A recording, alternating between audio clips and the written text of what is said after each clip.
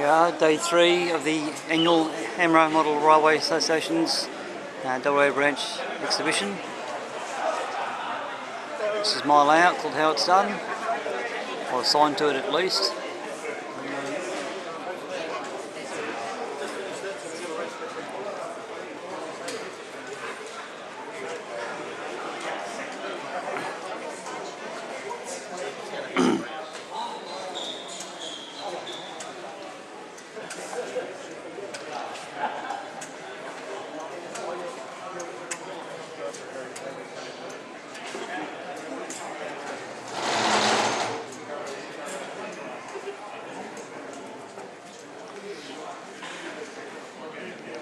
There's the main bridge and waterfall section, which forms a middle module of 3.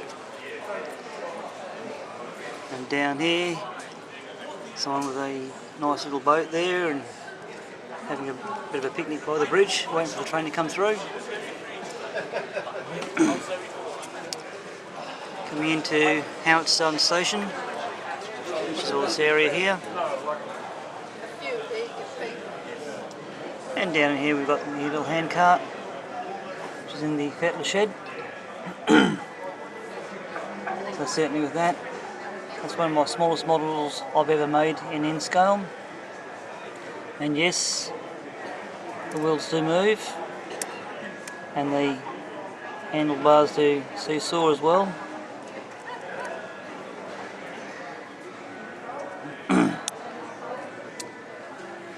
Parked up in Howitzdun station is a CPH rail motor and an 18 class.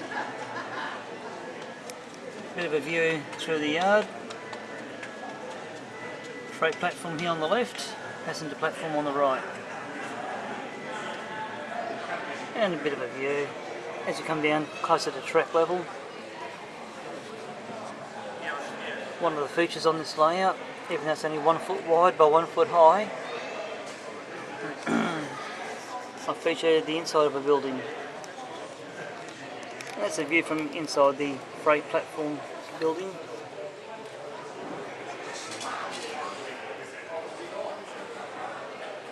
As we look around here to the right,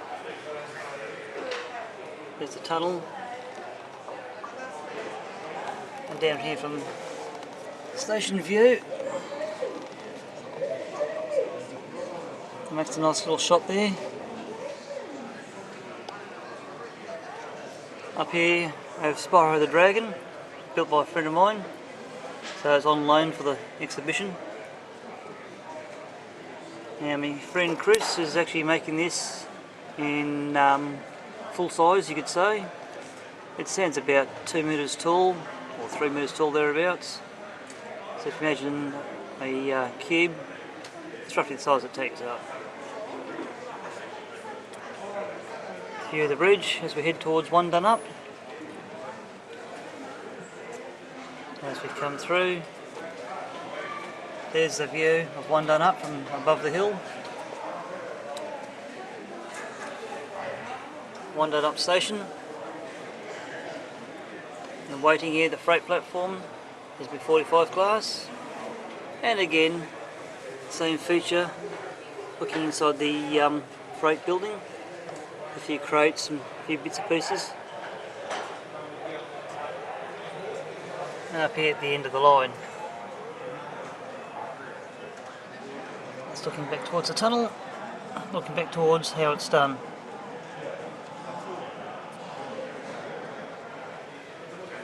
And yep, we even have Goodyear Blimp flying over. Only up close can you see the blue tack in the fishing line, but oh well, shh, you didn't see that. Part of my display at this year's show, just to make it look a little more homely like. Up here, 3 different scales of 38 class, my N-scale version, my HO version, and an O-gauge version. O-gauge version's all made of brass, built by somebody else, and I bought it second hand. The LGB handcart, 1 off 2. Victorian Railways F class, which is a Lima 08, slightly modified, repainted. Victorian Railways S class in N scale.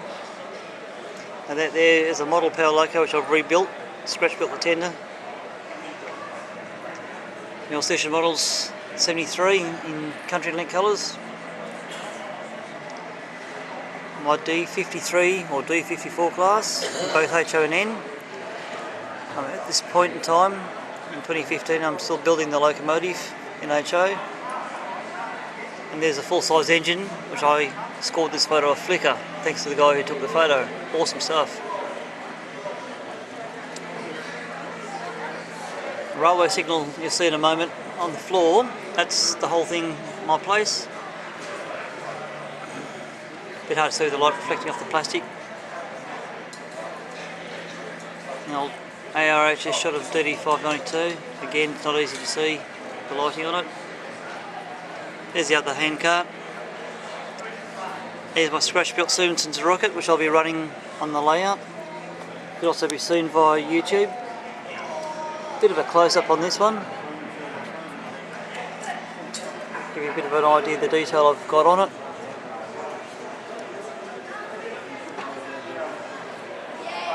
That's about 2.5 to 3 months worth of building.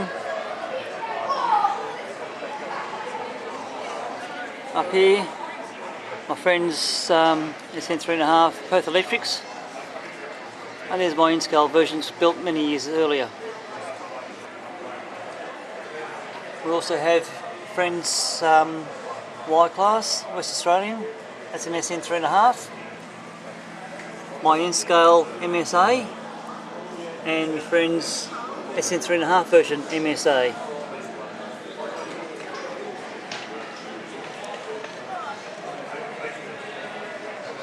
My in-scale one is single motored, driving both ends. Friend's one is dual motored, so each motor in each end drives that unit only.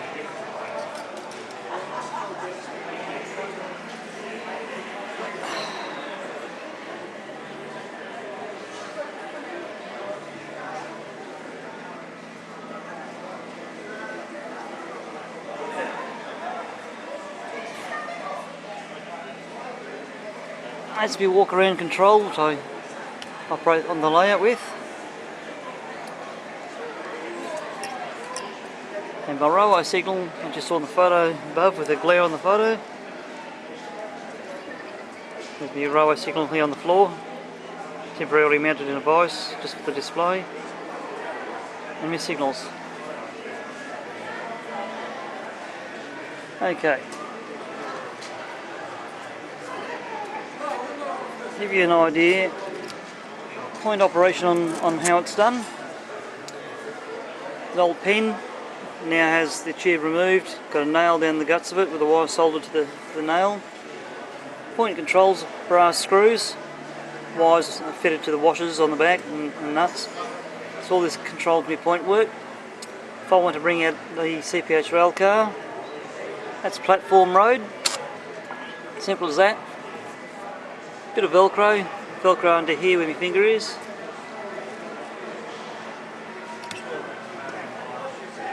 It should have CPH available.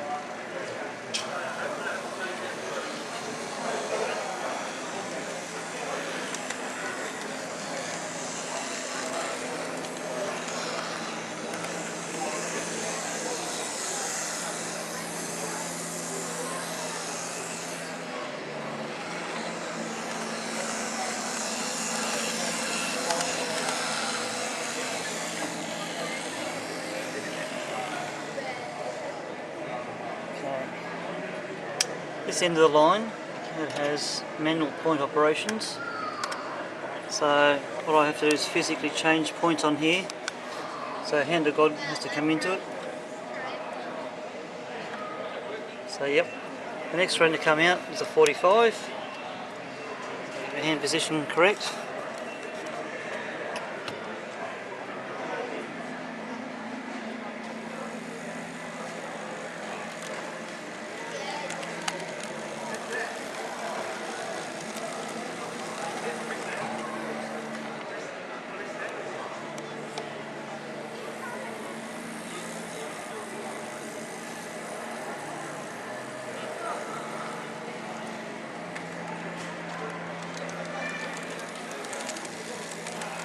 something I feature on my layout. Whoops, there's a mistake. Me. Okay, let's back this up and set the point work correctly. I didn't pre-plan this. Driver error. Oh no, it's happening now. Point changing.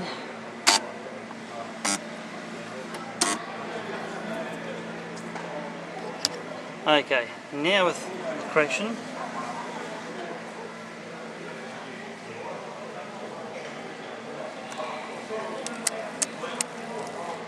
Oops, I have a point issue. Forgot about that. I'll just come over here for a moment. Back the train up. And my point got damaged at the model train show here, so it looks to be a replacement point. Also, of course, somebody was heavy-handed changing points instead of using electricals.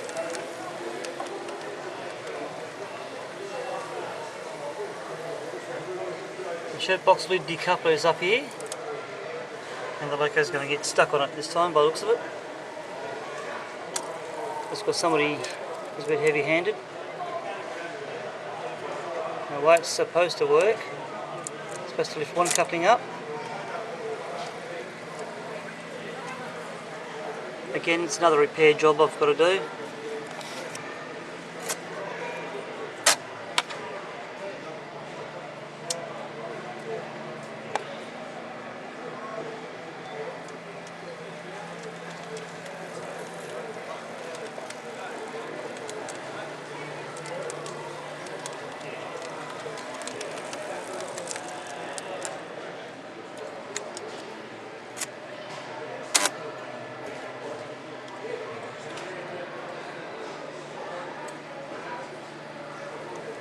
Once I do the run around,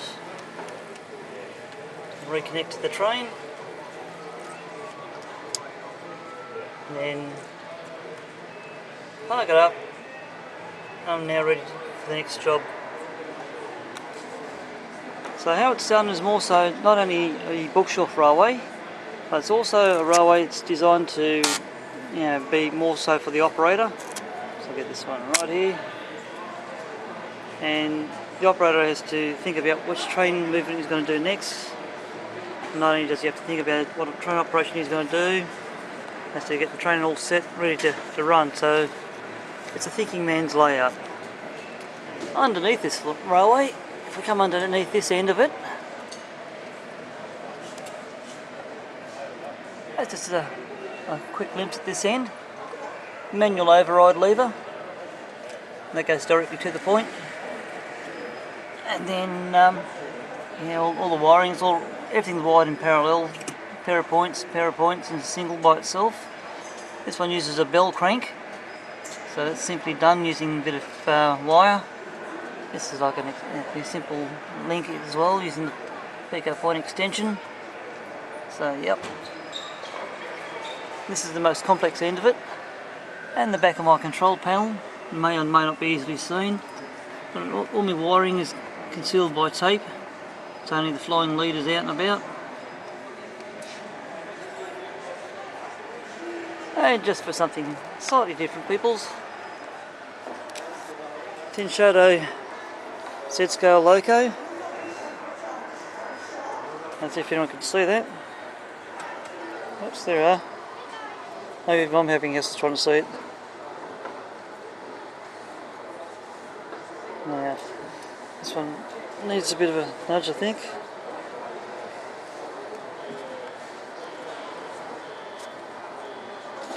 There you go.